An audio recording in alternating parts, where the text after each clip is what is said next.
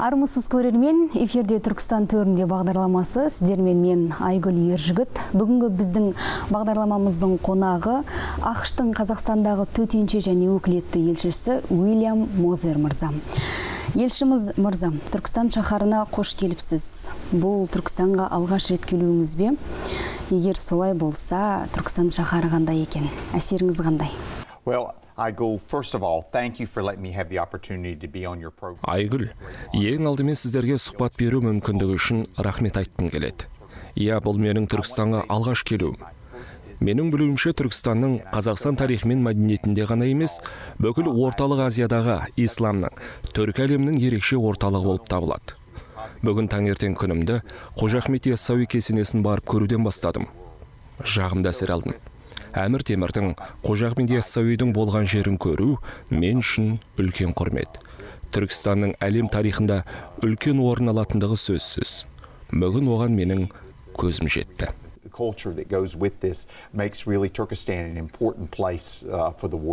Түркістан қаласының Қазақстан үшін, қала берді түркі елдері үшін маңызы өте ерекше. Сондықтан да бұл шаһар биыл түркі елдерінің рухани астанасы деп жарияланды. ТМД елдерінің арасында бұндай қадам жасаған мемлекеттер аз. Жалпы бар жоғы 30 жылдың ішінде екі бірдей, яғни Нұр-Сұлтан және Түркістан қалаларын гүлдендірдік. Бұл жұмыстарға қандай баға берер едіңіз? Осы сапарымды жоспарлап жатқан уақытта, яғни Түркістан қаласына келмес бұрын, күнделікті таңертең жұмысқа барар алдында жаңалықтар тыңдаймын. Сол таңғы жаңалықтардан осы соңғы айдағы бүкіл құрылыс жұмыстары, тарихи мәдени орындардың ашылып жатқандығы туралы көріп таңғалып жүрдім. Тезірек келіп көрсем деп асықтым. Түркістанның тез гүлденіп жатқаны кез келген адамға ерекше әсер етеді. Болашақта түркі тілдес елдер Қазақстан үшін ғана емес, түркі әлемі үшін үлкен туризм орталығына айналады деп сенемін.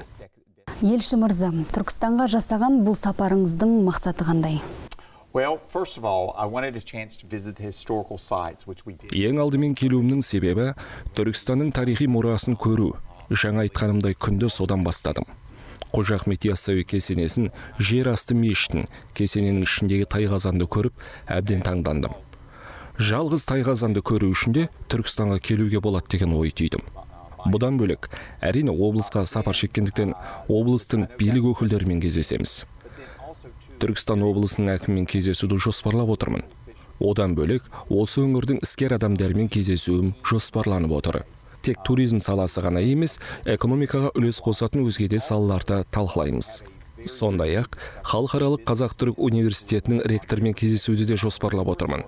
Жалпы менімен бірге елшіліктің мәдени бөлімінде жұмыс істейтін әріптестерім келді. Әріптестеріммен кеше де бүгінде кездесулер өткізіп үлгердік. Біздің ерекше көңіл бөлгіміз келетін сала қолөнер шеберлерін қолдау. Менің білуімше, Қазақстандағы қолөнершілердің 80% әйел адамдар. Қолөнершілерге қолдау көрсету дегеніміз, іскер әйелдердің жасап отырған бұйымдарын әлемдік нарыққа шығару, халықаралық деңгейде танымал ету. Ол жағынан біздің ақш үкіметі көптеген елдерде жылдар бойы бағдарламаларды жүзеге асырып келеді. Сол жобамызды Қазақстанда да жүзеге асырғымыз келеді.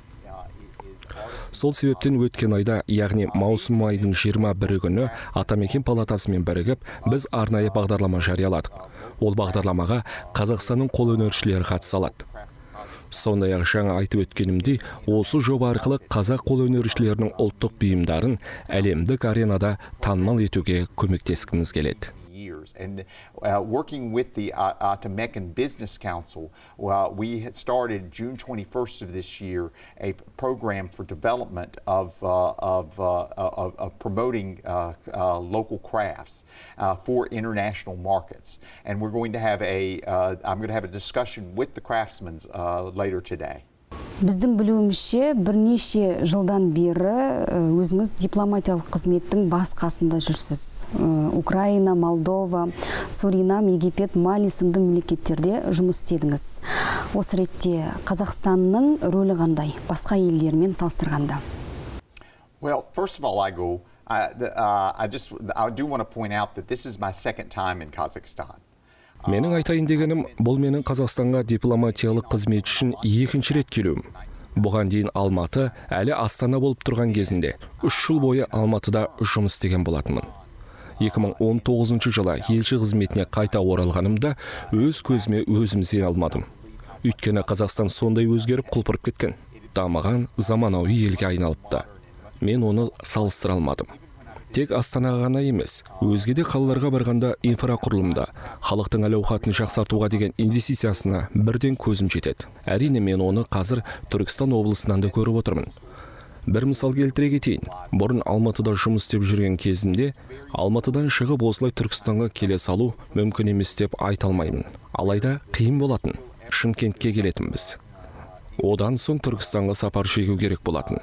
Алматыдан тікелей Шымкентке ғана бара алатынбыз. Ал қазір мен Нұр-Сұлтан қаласынан бірден Түркістанға ұшып келе салдым. Оның өзі айтуға тұрарлық өзгерістер. Басқа елдермен салыстырсам, биыл Қазақстан үшін ерекше жыл. Өйткені ел тәуелсіздігінің 30 жылдығы тойланып жатыр.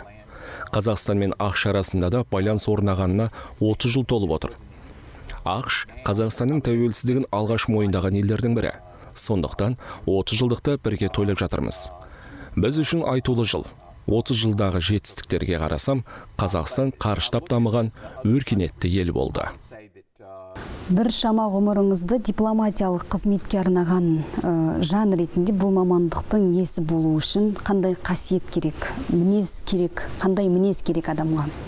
Well, I think the very first thing you need to become a successful diplomat is the ability to talk to others. Дипломат болу үшін ең маңызды керек қасиеттердің бірі басқа адамдармен тілдесе алу, сөйлесе алу. Мысалға, кейде баратын елдеріміздегі халық пен мәдениет, дәстүр тұрғысынан айырмашылықтар болуы мүмкін. Сол айырмашылықтарға қарамастан екі елді байланыстыра білетін қабілет қажет. Тіл табысу дегеніміз қазақ тілінде өте жақсы сөз. Яғни тіліміз басқа болса да, ортақ тіл таба алу. Сол қасиет қашан болса да дипломаттарға қажет. Кейде біздің жұмыс істеп жатқан еліміздің үкіметімен кейбір мәселелер бойынша келіспеушіліктер болады. Сол келіспеушіліктерге қарамастан ортақ тіл таба білу дипломаттарға керекті маңызды қасиет. Неге тіл табысу деп айттым? Себебі біздің жұмысымыз адамдармен сөйлесу. Үкіметте жұмыс істейтін адамдармен ғана емес, халықпен етене жақын араласу, тілдесу. Елші ретінде есімде жақсы сақталып қалатын сәттер. Ел ортадан тыс жерлерге барып, мысалыға Маңғыстау, Көкшетау, Бурабай, Шымкентте болдым. Сол жерлерге барып жұртпен тілдескенде Қазақстанның халқы қандай екендігін тани аламын. Сондықтан адамдармен мейлінше ашық болу, тіл табыса алу ең маңызды құндылық деп санаймын. Елші мырза, бүгін өзіңізбен тамаша кездесу болды. Әдемі әңгімеміздің соңында өзіңізден сұрарым, қазақ еліне, Түркістан жұртшылығына өзіңіздің ақ лебізіңізді жолдасаңыз. Well, that's a great pleasure for me to do, I must say, because Бұл сөзіңізге қуана жауап беремін. Ең алдымен өзіңізге рахмет айтқым келеді. Осы сұхбат арқылы бүгін сіздердің көрермендеріңізбен тілдесу мүмкіндігі болды. Түркістан халқына үлкен табыс тілеймін. Түркістандағы өзгерістердің бәріне қарап отырып, қаланың болашақта халықаралық маңызы бар қалаға айналдыру мақсатында жоспарлар жүзеге асырылып жатқанын айтуға болады. Болашақта Түркістан халықаралық қалаға айналсын деп тілеймін. Ылғи да айтатыным, Қазақстанда тұрып жатқаныма, енді бұрынғы келгенімді қосқанымда 5 жылдай уақыт болды.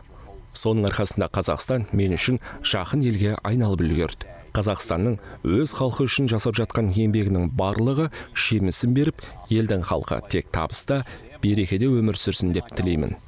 I have lived over 5 years of my adult life in Kazakhstan, and I have a very close attachment to the country and to its people. And I wish them, and I hope that Kazakhstan will continue to work on a brighter future for the nation and for all of its people. Құрметті елші мырза, арнайы Түркістан төріне табан тіреп, соның ішінде біздің студиямызға уақытыңызды бөліп, сұхбатқа келіскеніңізге көп рахмет айтамын. Алғысым шексіз. Әрбір бастамаңызға тек қана сәттілік тілеймін. Екі ел арасындағы ынтымақтастығымыз әрдайым арта берсін. Қымбатты көрермендер, бүгін біздің студиямыздың төрінде қонақта болған ақш-тың Қазақстандағы төтенше және өкілетті елшісі Уильям Мозер мырза. Біз сіздермен қоштаспаймыз. Бағдарламамыздың келесі санында жүздескенше аман сау болыңыздар.